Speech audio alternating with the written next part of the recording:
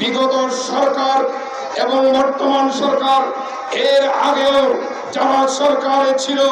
আমরা দেখেছি 12ই রবিউল আউয়ালকে ঈদে মিলাদুন্নবী হিসাবে ঘোষণা দিয়ে রাষ্ট্রীয়ভাবে মিলাদুন্নবী পালন করার জন্য প্রজ্ঞাপন জারি করে দিয়ে এবারও আমরা দেখেছি ইসলামিক ফাউন্ডেশনের মাধ্যমে জাতীয় মসজিদ বাইতুল মুকাররমে 15 দিন ব্যাপী ঈদে মিলাদুন্নবী মাহফিল হচ্ছে এবং মাস ব্যাপী বাইতুল মুকাররমের মাধ্যমে আমরা দেখেছি 1 মাস ব্যাপী ঈদে মিলাদুন্নবী উপলক্ষে বই মেলা হচ্ছে। আপনাদের দৃষ্টি আকর্ষণ করে একটি কথা বলতে চাই, দেশের পট পরিবর্তনের পরে আমরা একটি দৃশ্য দেখতে পেলাম। এর আস্তানায় আঘাত হানলেন